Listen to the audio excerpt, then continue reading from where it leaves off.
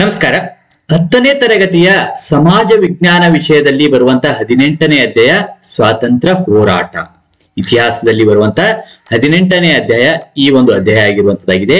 ಈ ಒಂದು ಅಧ್ಯಾಯಕ್ಕೆ ಸಂಬಂಧಿಸಿದಂತೆ LBA ಲೆಸನ್ ಬೇಸ್ಡ್ ಅಸೆಸ್ಮೆಂಟ್ ಅಥವಾ ಪಾಠ ಆಧಾರಿತ ಮೂಲ್ಯಾಂಕನದಲ್ಲಿ ಕೇಳಿರುವಂತಹ ಪ್ರಶ್ನೆಗಳು ಮತ್ತು ಅವುಗಳ ಮಾದರಿ ಉತ್ತರಗಳನ್ನ ಇಲ್ಲಿ ಡಿಸ್ಕಷನ್ ಮಾಡ್ಕೊಂಡು ಬರೋಣ. ಪೂರ್ತಿಯಾಗಿರುವಂತಹ ವಿಡಿಯೋನು ವೀಕ್ಷಿಸಿ ಹಾಗೂ ನಿಮಗೆ ಈ ವಿಡಿಯೋ ಇಷ್ಟ ಆದಲ್ಲಿ ಲೈಕ್ ಮಾಡಿ.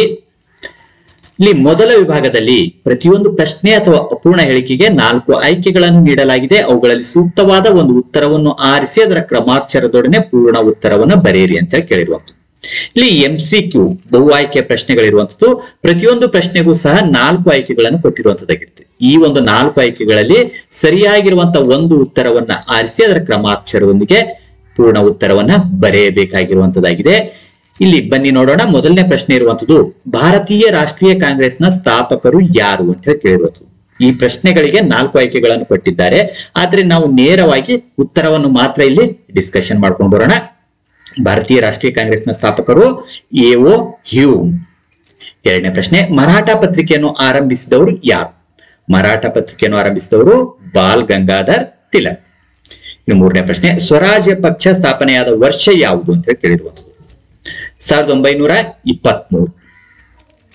ಇನ್ನು ನಾಲ್ಕನೇ ಪ್ರಶ್ನೆ, ಭಾರತೀಯ ರಾಷ್ಟ್ರೀಯ ಕಾಂಗ್ರೆಸ್ನ ಹರಿಪುರ್ ಅಧಿವೇಶನದ ಅಧ್ಯಕ್ಷರಾಗಿದ್ದವರು ಯಾರು ಅಂತ ಹೇಳಿ ಕೇಳಿರುವಂತದ್ದು. ಸುಭಾಷ್ ಚಂದ್ರ ಬೋಸ್. ಇನ್ನು ಐದನೇ ಪ್ರಶ್ನೆ, ಸಂಪತ್ತಿನ ಸೋರುವಿಕೆ ಸಿದ್ಧಾಂತವನ್ನು ಮಂಡಿಸಿದವರು ಯಾರು? ದಾದಾಬಾಯಿ ನವರೋಜಿ. ಆರನೇ ಪ್ರಶ್ನೆ, ಭಾರತ ಪ್ರಥಮ ಪ್ರಧಾನಮಂತ್ರಿ ಯಾರು ಅಂತ ಹೇಳಿ ಕೇಳಿರುವಂತದ್ದು. ಭಾರತ ಪ್ರಥಮ ಪ್ರಧಾನಮಂತ್ರಿ ಜವಾಹರ್ಲಾಲ್ ನೆಹರು. ಇನ್ನು ಏಳನೇ ಪ್ರಶ್ನೆ, ಮಂದಗಾಮಿಗಳ ಗುಂಪಿಗೆ ಸೇರಿದವರು ಯಾರು ಅಂತ ಹೇಳಿ ಕೇಳಿರುವಂತದ್ದು. ಗೋಪಾಲ್ ಕೃಷ್ಣ ಗೋಖಲೆ. ಎಂಟನೇ ಪ್ರಶ್ನೆ, 1905ರಲ್ಲಿ ಬಂಗಾಳವನ್ನು ವಿಭಜಿಸಲು ಕಾರಣವೇನು ಅಂತ ಹೇಳಿ ಕೇಳಿರುವಂತದ್ದು. ಬ್ರಿಟಿಷರ ವಿರುದ್ಧ ಹೋರಾಟಗಳನ್ನು ದಮನಗೊಳಿಸಲು. ಒಂಬತ್ತನೇ ಪ್ರಶ್ನೆ, ಕ್ವಿಟ್ ಇಂಡಿಯಾ ಚಳುವಳಿಯು ಕಾಂಗ್ರೆಸ್ಸೇತರ ನಾಯಕರಿಗೆ ನಾಯಕತ್ವವನ್ನು ನೀಡಿತು. ಈ ಕೆಳಗಿನವರಲ್ಲಿ ಕಾಂಗ್ರೆಸ್ಸೇತರ ನಾಯಕರನ್ನು ಗುರುತಿಸಿ ಅಂತ ಹೇಳಿ ಕೇಳಿರುವಂತದ್ದು. ಕಾಂಗ್ರೆಸ್ಸೇತರ ನಾಯಕರಾಗಿರುವಂತರು ಜಯಪ್ರಕಾಶ್ ನಾರಾಯಣ್. ಇನ್ನು 1938ರ ಹರಿಪುರ್ ಕಾಂಗ್ರೆಸ್ ಅಧಿವೇಶನದ ಅಧ್ಯಕ್ಷರಾಗಿದ್ದವರು ಯಾರು ಅಂತ ಹೇಳಿ ಕೇಳಿರುವಂತದ್ದು. ಸುಭಾಷ್ ಚಂದ್ರ ಬೋಸ್. ಇನ್ನು 11ನೇ ಪ್ರಶ್ನೆ, ಗಾಂಧೀಜಿಯವರು ಚಂಪಾರಣ್ಯ ಚಳುವಳಿಯನ್ನು ಪ್ರಾರಂಭಿಸಿದ್ದು ಯಾಕೆ ಅಂತ ಹೇಳಿ ಕೇಳಿರುವಂತದ್ದು. ನೀಲಿ ಬೆಳೆಗಾರರನ್ನು ಬೆಂಬಲಿಸಲು ಪ್ರಾರಂಭಿಸಿದರು. 12ನೇ ಪ್ರಶ್ನೆ, ಅಲಿ ಸಹೋದರರು ಮುನ್ನಡೆಸಿದ ಚಳುವಳಿ ಯಾವುದು? ಖಿಲಾಫತ್ ಚಳುವಳಿ. ಇನ್ನು ಎರಡನೇ ವಿಭಾಗದಲ್ಲಿ ಈ ಪ್ರತಿಯೊಂದು ಪ್ರಶ್ನೆಗೂ ಒಂದೊಂದು ವಾಕ್ಯದಲ್ಲಿ ಉತ್ತರಿಸಿರಿ ಅಂತ ಹೇಳಿ ಕೇಳಿರುವಂತದ್ದು.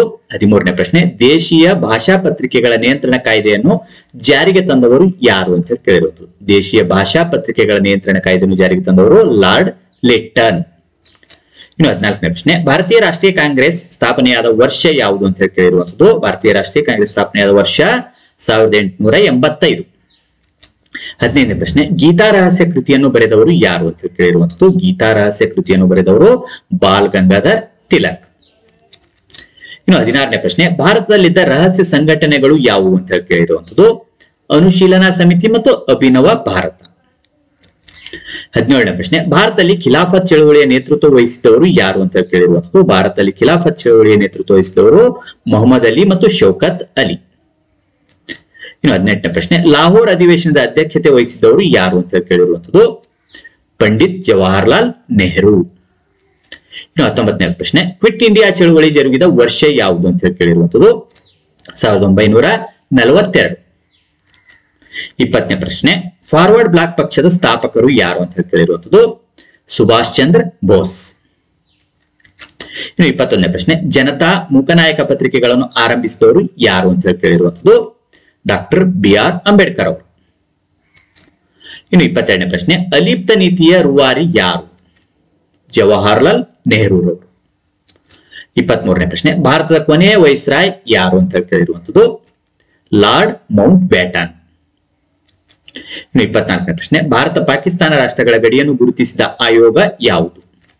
ರ್ಯಾಡ್ಕ್ಲಿಫ್ ಆಯೋಗ. 25ನೇ ಪ್ರಶ್ನೆ, ಪ್ರತ್ಯೇಕ ಮುಸ್ಲಿಂ ರಾಷ್ಟ್ರಕ್ಕೆ ಬೇಡಿಕೆ ಇಟ್ಟವರು ಯಾರು? ಮೊಹಮ್ಮದ್ ಅಲಿ ಜಿನ್ನಾ. ಇನ್ನು 26ನೇ ಪ್ರಶ್ನೆ, ಸ್ವರಾಜ್ಯವು ನನ್ನ ಜನ್ಮಸಿದ್ಧ ಹಕ್ಕು, ಅದನ್ನು ಪಡೆದೇ ಪಡೆಯುತ್ತೇನೆ ಎಂದು ಘೋಷಿಸಿದವರು ಯಾರು? ಬಾಲ್ ಗಂಗಾಧರ್ ತಿಲಕ್. ಇನ್ನು ಮೂರನೇ ವಿಭಾಗದಲ್ಲಿ ಈ ಪ್ರತಿಯೊಂದು ಪ್ರಶ್ನೆಗೂ 8ರಿಂದ 10 ವಾಕ್ಯಗಳಲ್ಲಿ ಉತ್ತರಿಸಿ ಅಂತ ಹೇಳಿ ಕೇಳಿರುವಂತದ್ದು. 8ರಿಂದ 10 ವಾಕ್ಯ ಅಥವಾ ಅಂಶಗಳಲ್ಲಿ ಉತ್ತರಿಸಬೇಕಾಗಿರುವಂತದ್ದು. 27ನೇ ಪ್ರಶ್ನೆ, ಭಾರತದ ಸ್ವಾತಂತ್ರ್ಯ ಹೋರಾಟದಲ್ಲಿ ಮಂದಗಾಮಿಗಳ ಪಾತ್ರವನ್ನು ತಿಳಿಸಿ. ಅಥವಾ ಈ ಪ್ರಶ್ನೆನ ಇನ್ನೊಂದು ರೀತಿಯಲ್ಲಿ ಕೇಳಬಹುದು, ಮಂದಗಾಮಿಗಳು ಎಂದರೆ ಯಾರು, ಅವರ ಹೋರಾಟದ ವಿಧಾನವನ್ನು ತಿಳಿಸಿ ಅಂತ ಹೇಳಿ ಸಹ ಕೇಳಬಹುದು.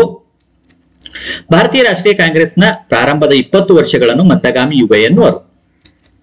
ಪ್ರಾರ್ಥನೆ ಮತ್ತು ಮನವಿಗಳ ಮೂಲಕ ಬೇಡಿಕೆಗಳನ್ನು ಸರ್ಕಾರದ ಮುಂದಿಡುತ್ತಿದ್ದರು. ದಾದಾಬಾಯಿ ನೌರೋಜಿ, ಎಂ.ಜಿ. ರಾನಡೆ, ಗೋಪಾಲ್ ಕೃಷ್ಣ ಗೋಖಲೆ, ಸುರೇಂದ್ರನಾಥ್ ಬ್ಯಾನರ್ಜಿ ಪ್ರಮುಖರು. ಬ್ರಿಟಿಷ್ ಆಳ್ವಿಕೆ ಮತ್ತು ನ್ಯಾಯಪರತೆಯಲ್ಲಿ ನಂಬಿಕೆ ಇಟ್ಟಿದ್ದರು. ಜನರಿಗೆ ರಾಜಕೀಯ ಶಿಕ್ಷಣ ನೀಡುವ ಪ್ರಯತ್ನ ಮಾಡಿದರು. ಸೈನಿಕ ವೆಚ್ಚ ಕಡಿತ, ಕೈಗಾರಿಕೆಗಳ ಅಭಿವೃದ್ಧಿ, ಉತ್ತಮ ಶಿಕ್ಷಣ ಕೊಡುವುದು ಪ್ರಮುಖ ಬೇಡಿಕೆಗಳಾಗಿದ್ದವು. ಬ್ರಿಟಿಷ್ ಆಳ್ವಿಕೆಯಿಂದಾಗಿ ದುಷ್ಪರಿಣಾಮಗಳನ್ನು ಅವಲೋಕಿಸಲು ಪ್ರಯತ್ನಿಸಿದರು. ಭಾರತದ ಸಂಪತ್ತು ಇಂಗ್ಲೆಂಡ್ಗೆ ಸೋರಿ ಹೋಗುತ್ತಿರುವುದನ್ನು ವಿವರಿಸಿದರು. ಇನ್ನು 28ನೇ ಪ್ರಶ್ನೆ, ಸಂಪತ್ತಿನ ಸೋರುವಿಕೆ ಸಿದ್ಧಾಂತವನ್ನು ವಿವರಿಸಿ. ಅಥವಾ ಈ ಪ್ರಶ್ನೆನ ಇನ್ನೊಂದು ರೀತಿಯಲ್ಲಿ ಕೇಳಬಹುದು, ದಾದಾಬಾಯಿ ನೌರೋಜಿಯವರ ಸಂಪತ್ತಿನ ಸೋರುವಿಕೆ ಸಿದ್ಧಾಂತವು ಭಾರತೀಯರನ್ನು ಹೇಗೆ ಜಾಗೃತಗೊಳಿಸಿತು ಅಂತ ಹೇಳಿ ಕೇಳಿರೋದು. ದಾದಾಬಾಯಿ ನೌರೋಜಿ ಅವರು ಭಾರತದ ಸಂಪತ್ತು ಇಂಗ್ಲೆಂಡ್ಗೆ ಸೋರಿ ಹೋಗುವ ಸಂಪತ್ತಿನ ಬಗ್ಗೆ ವಿಶ್ಲೇಷಿಸಿದರು. ಆಮದು ಹೆಚ್ಚಿಸಿ ರಫ್ತು ಕಡಿಮೆಯಾಗಿದ್ದು ಸಂಪತ್ತಿನ ಹರಿವಿಗೆ ಕಾರಣ. ಬ್ರಿಟಿಷ್ ಅಧಿಕಾರಿಗಳಿಗೆ ನೀಡುತ್ತಿದ್ದ ವೇತನ, ನಿವೃತ್ತಿ ವೇತನ ಮತ್ತು ಆಡಳಿತಾತ್ಮಕ ವೆಚ್ಚವನ್ನು ಭಾರತವೇ ಭರಿಸುತ್ತಿದ್ದರಿಂದ ಭಾರತದ ಸಂಪತ್ತು ಇಂಗ್ಲೆಂಡ್ಗೆ ಹರಿದು ಹೋಗುತ್ತಿತ್ತು. 29ನೇ ಪ್ರಶ್ನೆ, ಸ್ವಾತಂತ್ರ್ಯ ಹೋರಾಟದಲ್ಲಿ ತೀವ್ರವಾದಿಗಳ ಪಾತ್ರವನ್ನು ವಿವರಿಸಿ. ಅಥವಾ ಈ ಪ್ರಶ್ನೆಯನ್ನ ಇನ್ನೊಂದು ರೀತಿಯಲ್ಲಿ ಕೇಳಬಹುದು, ತೀವ್ರವಾದಿಗಳು ಭಾರತದ ಸ್ವಾತಂತ್ರ್ಯ ಚಳವಳಿಯಲ್ಲಿ ಪ್ರಮುಖ ಪಾತ್ರ ವಹಿಸಿದರು, ಸಮರ್ಥಿಸಿ ಅಂತ ಸಹ ಕೇಳಬಹುದು. ಮಂದಗಾಮಿಗಳನ್ನು ರಾಜಕೀಯ ಭಿಕ್ಷುಕರು ಎಂದು ಕರೆದರು. ಅರಬಿಂದೋ ಘೋಷ್, ಬಾಲ್ ಗಂಗಾಧರ್ ತಿಲಕ್, ಬಿಪಿನ್ ಚಂದ್ರ ಪಾಲ್ ಪ್ರಮುಖರು. ಸ್ವದೇಶಿ ಚಳುವಳಿಯನ್ನು ದೇಶಾದ್ಯಂತ ಕೊಂಡೊಯ್ದರು. ಉತ್ತಮ ಆಳ್ವಿಕೆಯ ಸ್ವಯಂ ಆಳ್ವಿಕೆಗೆ ಪರ್ಯಾಯವಾಗಲಾರದೆಂದರು. ಪೂರ್ಣ ಸ್ವರಾಜ್ಯ ಪಡೆಯುವುದೇ ಗುರಿಯಾಗಿತ್ತು. ಧಾರ್ಮಿಕ ಆಚರಣೆಗಳ ಮೂಲಕ ಜನರನ್ನು ಸಂಘಟಿಸಿದರು. ಗಣೇಶ, ಶಿವಾಜಿ, ದುರ್ಗಾ ಪೂಜೆಗಳ ಮೂಲಕ ರಾಷ್ಟ್ರೀಯತೆಗೆ ಪ್ರಚೋದಿಸಿದರು. ಸ್ವಾತಂತ್ರ್ಯ ಹೋರಾಟಕ್ಕೆ ಜನಸಾಮಾನ್ಯರನ್ನು ಸಂಘಟಿಸಲು ಪ್ರಯತ್ನಿಸಿದರು. ಇನ್ನು 30ನೇ ಪ್ರಶ್ನೆ, ಕ್ರಾಂತಿಕಾರಿಗಳ ಹೋರಾಟದ ಕ್ರಮವನ್ನು ವಿವರಿಸಿ ಅಂತ ಹೇಳಿ ಕೇಳಿರುವುದು. ಪೂರ್ಣ ಸ್ವಾತಂತ್ರ್ಯದ ಕನಸನ್ನು ಕಂಡಿದ್ದರು. ಹಿಂಸಾತ್ಮಕ ಮಾರ್ಗದಿಂದ ಮಾತ್ರ ಬ್ರಿಟಿಷರನ್ನು ಓಡಿಸಬಹುದೆಂದು ನಂಬಿದ್ದರು. ವಿ.ಡಿ. ಸಾವರ್ಕರ್, ಅರವಿಂದ್ ಘೋಷ್, ಶ್ಯಾಮ್ಜಿ ಕೃಷ್ಣವರ್ಮ, ಖುದೀರಾಮ್ ಬೋಸ್, ಭಗತ್ ಸಿಂಗ್, ಚಂದ್ರಶೇಖರ್ ಆಜಾದ್. ರಹಸ್ಯ ಸಂಘಗಳ ಸ್ಥಾಪನೆ, ಅನುಶೀಲನಾ ಸಮಿತಿ, ಅಭಿನವ ಭಾರತ ಮುಖ್ಯವಾದವು. ಬಾಂಬುಗಳು ಮತ್ತು ಬಂದೂಕುಗಳ ಪ್ರಯೋಗ, ಹಣಕಾಸು ಮತ್ತು ಶಸ್ತ್ರಾಸ್ತ್ರಗಳ ಸಂಗ್ರಹಣೆ, ಕ್ರಾಂತಿಕಾರಿಗಳಿಗೆ ತರಬೇತಿ ನೀಡಿದರು. ಕ್ರಾಂತಿಕಾರಿಗಳನ್ನು ಗಲ್ಲಿಗೇರಿಸಲಾಯಿತು. 31ನೇ ಪ್ರಶ್ನೆ, ಅಸಹಕಾರ ಚಳವಳಿಯನ್ನು ಕುರಿತು ಬರೆಯಿರಿ ಅಂತ ಕೇಳಿರುವುದು. 1920ರಲ್ಲಿ ಗಾಂಧೀಜಿಯವರು ಅಸಹಕಾರ ಚಳವಳಿಗೆ ಕರೆ ಎತ್ತರು. ಬ್ರಿಟಿಷರು ನೀಡಿದ್ದ ಪುರಸ್ಕಾರಗಳನ್ನು ಹಿಂದಿರುಗಿಸಿದರು. ವಿದ್ಯಾರ್ಥಿಗಳು ಶಾಲಾ ಕಾಲೇಜುಗಳನ್ನು ತೊರೆದರು. ವಕೀಲರು ನ್ಯಾಯಾಲಯಗಳನ್ನು ಬಹಿಷ್ಕರಿಸಿದರು. ಬ್ರಿಟನ್ ರಾಜಕುಮಾರನ ಭಾರತದ ಭೇಟಿಗೆ ವಿರೋಧ. ಚಳವಳಿಯಿಂದ ಬ್ರಿಟಿಷ್ ಸರ್ಕಾರಕ್ಕೆ ಆತಂಕ ಉಂಟಾಯಿತು. ಚೌರಿ ಚೌರಾ ಘಟನೆ ನಡೆಯಿತು. ಗಾಂಧೀಜಿಯವರು ಚಳುವಳಿಯನ್ನು ಹಿಂತೆಗೆದುಕೊಂಡರು. 32ನೇ ಪ್ರಶ್ನೆ, ಸವಿನಯ ಕಾನೂನು ಭಂಗ ಚಳುವಳಿಯನ್ನು ವಿವರಿಸಿ. ಸಂಪೂರ್ಣ ಸ್ವರಾಜ್ಯದ ಗುರಿ ಸಾಧನೆಗಾಗಿ ಹಮ್ಮಿಕೊಳ್ಳಲಾಯಿತು. ಚಳುವಳಿಯ ಪೂರ್ಣ ಜವಾಬ್ದಾರಿಯನ್ನು ಗಾಂಧೀಜಿಯವರಿಗೆ ವಹಿಸಲಾಯಿತು. ಗಾಂಧೀಜಿ 11 ಬೇಡಿಕೆಗಳನ್ನು ವೈಸ್ರಾಯ್ಗೆ ಸಲ್ಲಿಸಿದರು. ವೈಸ್ರಾಯ್ ಈ ಬೇಡಿಕೆಗಳನ್ನು ಪರಿಗಣಿಸಲಿಲ್ಲ. ಗಾಂಧೀಜಿ ತಮ್ಮ ಅನುಯಾಯಿಗಳೊಂದಿಗೆ ಸಬರಮತಿ ಆಶ್ರಮದಿಂದ ದಂಡಿಯವರೆಗೆ ಕ್ರಮಿಸಿದರು. ಕಡಲ ತೀರದಲ್ಲಿ ಉಪ್ಪು ತಯಾರಿಸಿ ಕಾನೂನು ಭಂಗ ಚಳುವಳಿ ಪ್ರಾರಂಭಿಸಿದರು.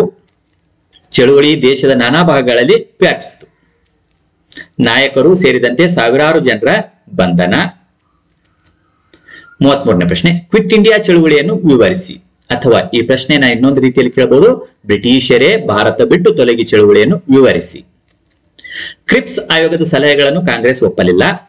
ಕಾಂಗ್ರೆಸ್ ಕ್ವಿಟ್ ಇಂಡಿಯಾ ಚಳುವಳಿಗೆ ಕರೆ ನೀಡಿತು. ಬ್ರಿಟಿಷರೇ ಭಾರತ ಬಿಟ್ಟು ತೊಲಗಿ ಎನ್ನುವುದು ಈ ಚಳುವಳಿಯ ಆಶಯವಾಗಿತ್ತು. ಗಾಂಧೀಜಿಯವರು ಮಾಡು ಇಲ್ಲವೇ ಮಡಿ ಎಂದು ಕರೆ ನೀಡಿದರು. ಗಾಂಧೀಜಿ ಹಾಗೂ ಅನೇಕ ನಾಯಕರನ್ನು ಬ್ರಿಟಿಷ್ ಸರ್ಕಾರವು ಬಂಧಿಸಿತು. ಹೊಸ ನಾಯಕರುಗಳ ಉದಯಕ್ಕೆ ಈ ಹೋರಾಟ ಎಡೆಮಾಡಿಕೊಟ್ಟಿತು.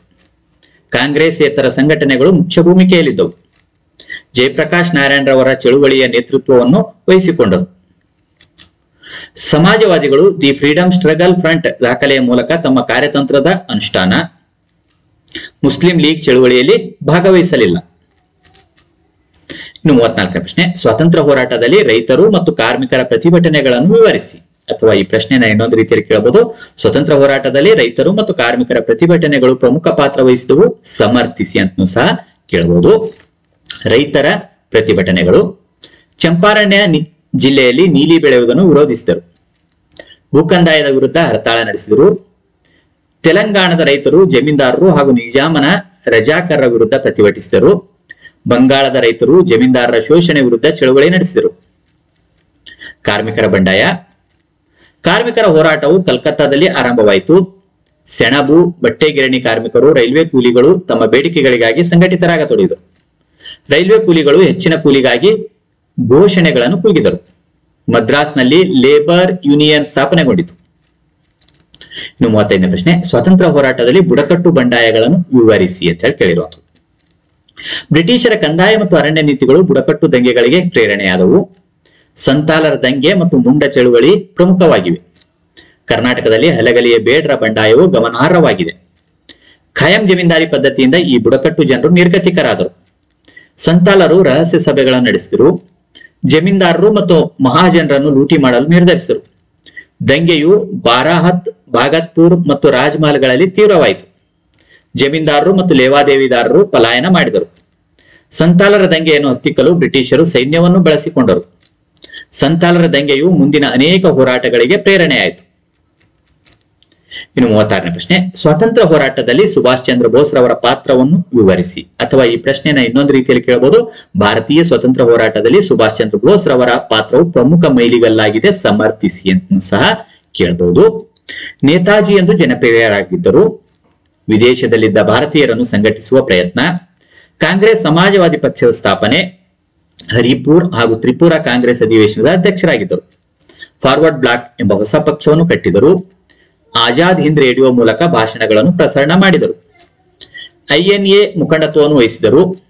ದೆಹಲಿ ಚಲೋಗೆ ಕರೆಯನ್ನು ನೀಡಿದರು. ನನಗೆ ರಕ್ತ ಕೊಡಿ, ನಾನು ನಿಮಗೆ ಸ್ವಾತಂತ್ರ್ಯ ನೀಡಲು ಪ್ರಮಾಣಿಸುತ್ತೇನೆ ಎಂಬ ಕರೆಯನ್ನಿತ್ತರು. ಸುಭಾಷರು ಆಕಸ್ಮಿಕವಾಗಿ ವಿಮಾನ ಅಪಘಾತದಲ್ಲಿ ಮಡಿದರು. ಇನ್ನು 37ನೇ ಪ್ರಶ್ನೆ, ಡಾಕ್ಟರ್ BR ಅಂಬೇಡ್ಕರ್ ಅವರ ಹೋರಾಟವನ್ನು ವಿವರಿಸಿ. ಅಥವಾ ಈ ಪ್ರಶ್ನೆನ ಇನ್ನೊಂದು ರೀತಿಯಲ್ಲಿ ಕೇಳಬಹುದು, ಡಾಕ್ಟರ್ BR ಅಂಬೇಡ್ಕರ್ ಅವರು ಒಬ್ಬ ಶ್ರೇಷ್ಠ ಸಮಾಜ ಸುಧಾರಕರು, ದೃಢೀಕರಿಸಿ ಅಂತ ಸಹ ಕೇಳಬಹುದು. ಸಾಮಾಜಿಕ ಸ್ವಾತಂತ್ರ್ಯವಿಲ್ಲದ ರಾಜಕೀಯ ಸ್ವಾತಂತ್ರ್ಯ ಅರ್ಥಹೀನ. ಜಾತಿ ವ್ಯವಸ್ಥೆಯ ವಿನಾಶಕ್ಕೆ ಹೋರಾಟಗಳನ್ನು ರೂಪಿಸಿದರು. ದೇಶದ ಮೊದಲ ಕಾನೂನು ಮಂತ್ರಿಯಾಗಿದ್ದರು. ಮಹಾಡ್ ಕೆರೆ ಮತ್ತು ಕಲಾರಾಮ್ ಚಳುವಳಿಗಳನ್ನು ರೂಪಿಸಿದರು. ಪ್ರಬುದ್ಧ ಭಾರತ, ಜನತಾ, ಮೂಕನಾಯಕ ಪತ್ರಿಕೆಗಳನ್ನು ಹೊರಡಿಸಿದರು. ಸಂವಿಧಾನದ ಕರಡು ಸಮಿತಿಯ ಅಧ್ಯಕ್ಷರಾಗಿದ್ದರು. ಭಾರತದ ಪ್ರಥಮ ಕಾನೂನು ಮಂತ್ರಿಯಾದರು. ಸಂವಿಧಾನದಲ್ಲಿ ಅಸ್ಪೃಶ್ಯತಾ ಆಚರಣೆ ವಿರುದ್ಧ ಕಾನೂನಿನ ರಕ್ಷಣೆ ಒದಗಿಸಿದರು. ಭಾರತ ರತ್ನ ಪ್ರಶಸ್ತಿ ನೀಡಿ ಗೌರವಿಸಿದೆ. ಇನ್ನು 38ನೇ ಪ್ರಶ್ನೆ, ಭಾರತದ ಪ್ರಧಾನಮಂತ್ರಿಯಾಗಿ ಜವಾಹರ್ಲಾಲ್ ನೆಹರೂರವರ ಸಾಧನೆಗಳನ್ನು ವಿವರಿಸಿ ಅಂತ ಹೇಳಿ ಕೇಳಿರುವಂಥದ್ದು. ಭಾರತ ಮೊದಲ ಪ್ರಧಾನಿಯಾಗಿ ಸೇವೆ ಸಲ್ಲಿಸಿದರು. ಕೈಗಾರೀಕರಣ ಮತ್ತು ನವಭಾರತದ ಶಿಲ್ಪಿಯಾಗಿದ್ದಾರೆ. ದೇಶೀಯ ಸಂಸ್ಥಾನಗಳ ವಿಲೀನೀಕರಣಕ್ಕೆ ಕಾರಣರಾದರು. ಭಾಷಾವಾರು ಪ್ರಾಂತ್ಯಗಳ ರಚನೆ. ಪಂಚಶೀಲ ತತ್ವಗಳ ಮೇಲೆ ವಿದೇಶಾಂಗ ನೀತಿ ರೂಪಿಸಿದರು. ಪಂಚವಾರ್ಷಿಕ ಯೋಜನೆಗಳನ್ನು ಜಾರಿಗೆ ತಂದರು. ಅಲಿಪ್ತ ನೀತಿಯನ್ನು ಪ್ರತಿಪಾದಿಸಿದರು. ಮಿಶ್ರ ಆರ್ಥಿಕ ನೀತಿಯನ್ನು ಜಾರಿಗೆ ತಂದರು. ಈ ರೀತಿಯಾಗಿ ಈ ಒಂದು 18ನೇ ಅಧ್ಯಾಯಕ್ಕೆ ಸಂಬಂಧಿಸಿದಂತೆ LBA ಲೆಸನ್ ಬೇಸ್ಡ್ ಅಸೆಸ್ಮೆಂಟ್ ನಲ್ಲಿ ಕೇಳಿರುವಂತಹ ಪ್ರಶ್ನೆಗಳು ಮತ್ತು ಅವುಗಳ ಮಾದರಿ ಉತ್ತರಗಳನ್ನ ನಾವಿಲ್ಲಿ ನೋಡ್ಕೊಂಡು ಬಂದಿರುವಂತದ್ದಾಗಿದೆ. ಈ ವಿಡಿಯೋ ನಿಮ್ಗೆ ಇಷ್ಟ ಆದಲ್ಲಿ ಲೈಕ್ ಮಾಡಿ. ಇತರ ಒಂದು ವಿಡಿಯೋಗಳು ವೀಕ್ಷಿಸುವುದಕ್ಕಾಗಿ ಈ ವಿಡಿಯೋದ ಕೊನೆಯಲ್ಲಿ ಪ್ಲೇ ಲಿಸ್ಟ್ ಇರ್ತದೆ, ಅಲ್ಲಿ ಕ್ಲಿಕ್ ಮಾಡಿ ಎಲ್ಲ ಅಧ್ಯಾಯಗಳ ವಿಡಿಯೋಗಳನ್ನು ವೀಕ್ಷಿಸಿ ಪರೀಕ್ಷೆಗಾಗಿ ಪ್ರಾಕ್ಟೀಸ್ ಮಾಡಿಕೊಳ್ಬಹುದಾಗಿರುವಂತದ್ದಾಗಿದೆ. ಮತ್ತೆ ಮುಂದಿನ ಭಾಗದಲ್ಲಿ ಭೇಟಿಯಾಗೋಣ. ಅಲ್ಲಿವರೆಗೂ ಇತರ ವಿಡಿಯೋಗಳನ್ನು ವೀಕ್ಷಿಸ್ತಾ ಇರಿ. ಧನ್ಯವಾದಗಳು.